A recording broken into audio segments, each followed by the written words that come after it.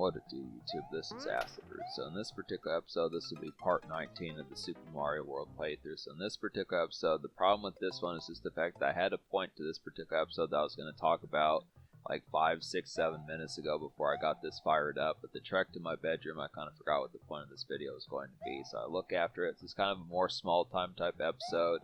But in this particular episode, there is going to be like just a bunch of just slag type stuff in this one. It's just kind of the concept that I kind of almost get a game over, and as opposed to just getting a game over and starting fresh with like some new lives and pitches like that, I just went out and farmed for some lives. I realized that getting a game over is really not that much of a deal, but I look after, I just figured, this is kind of how I did it within this particular playthrough. So this is kind of the pitch. So you're going to be seeing some stages where I farm for lives. I actually do get a good assortment of lives, but I'm probably going to do that in this particular playthrough. This is kind of a more unorthodox and maybe not so much unwieldy, but this kind of more of this like left field kind of a playthrough. For the most part, I don't know how many people, when they almost have a game over, are going to go farm for lives or something like that to get their lives back up to where that they can continue to play the game as is. But I mean, like I'm saying, for folks who absolutely have not played this game and don't know what happens when you get a game over, Mario or Luigi just gets a halo over their head. It's really not that much, but it's kind of the concept.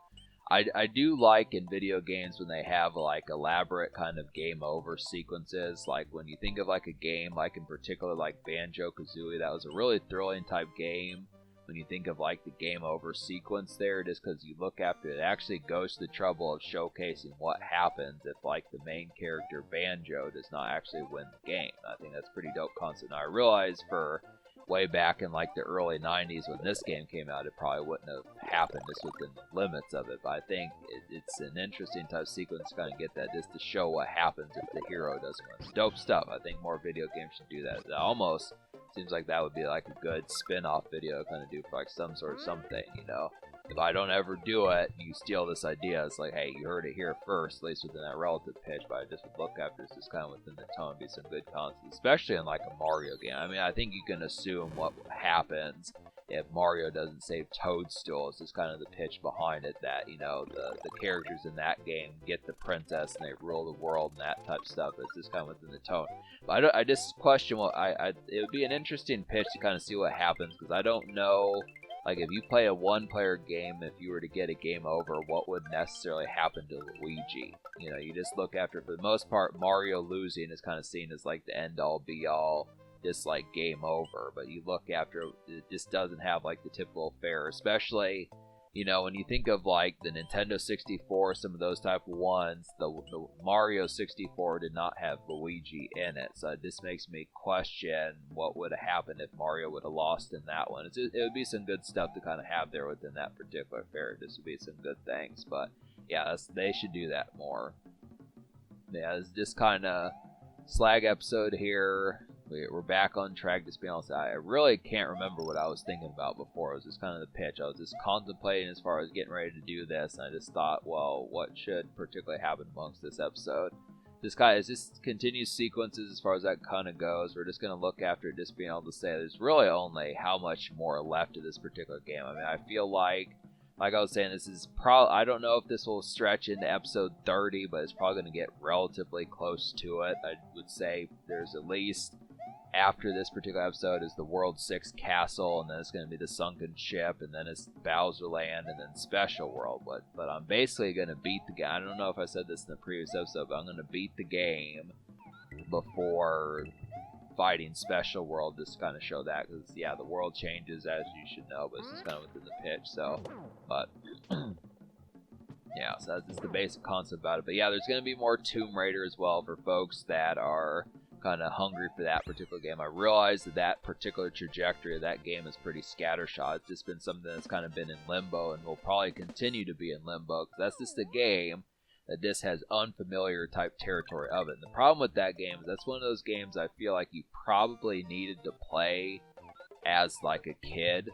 Just the concept is just one of those games that you just develop like the theatrics for playing every day before going to school or after coming home from school or something like that. One of those types of tones is something that you have to kind of play through roteness or something like that. Yes, that's a dictionary word there, but just being able to say it through Roteness, which R-O-T-E, but just looking after it, you know, this is kind of the pitch behind it, but I just, that just kind of happens to be the thing, is just, I did not grow up with Tomb Raider within that particular pitch, and as a result, you know, just the theatrics of trial and error with that particular game, just me developing that, it just kind of pisses me off, because I'm used to the dual shock, and then, of course, you can't do that with that game, so it's just kind of the tone behind it. But I don't know, I'm not making any promises that I'm going to beat that game, but there will at least be some new episodes. I'm going to get some more gameplay for that, so it's just kind of the pitch. But yeah, but yeah, we're heading into like the home stretch of this particular game here. It's just some standard fare.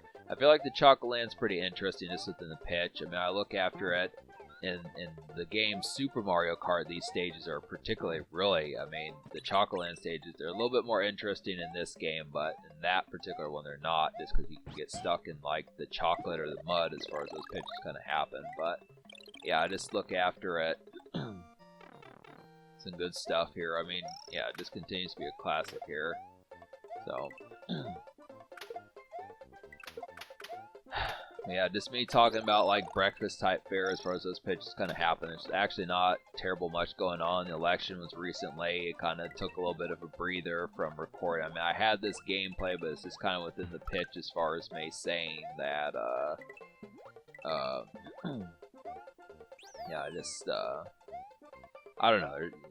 I realize the thing about this particular channel, and it's not against like the people who watch these videos and do actively, or at least relatively actively tune in. I mean, here's the thing: when I upload videos on this channel, is I'm actually not trying to take up most of my viewers and, you know, returners kind of vibes here. It's just I'm not trying to be like the channel that takes like 15 hours a day out of your time. That just kind of happens to be the pitch.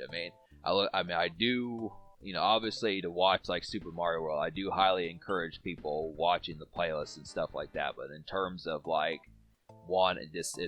I don't really have the appetite to want to do like, you know, 15 or 25 videos a month over here. So it's just kind of the pitch.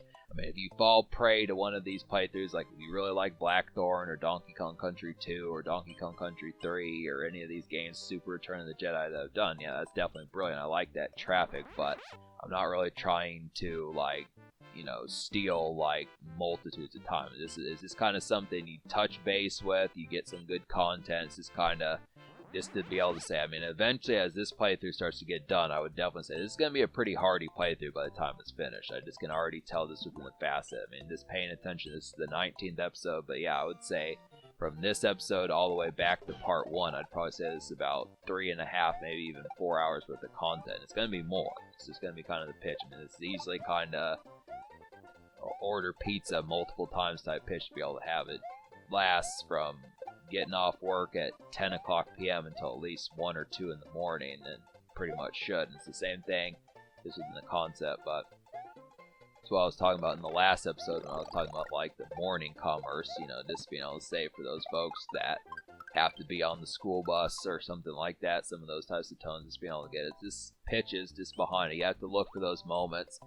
You know, Capri Sun was pretty good about that, and I think, you know, folks like in Polo 18 and Odin Spack and some of those types of people are pretty good at being able to just finagle and kind of finesse like the concepts of knowing that these videos are going to come out at, you know, I mean, it's not like I'm going to upload these at 7:30 in the morning every Monday or something, but this within the pitch of being able to say you get some of these, and this is kind of that brighten your day type concept for something if Waffles aren't doing it or something like that. It's just kind of within the tone, but yeah.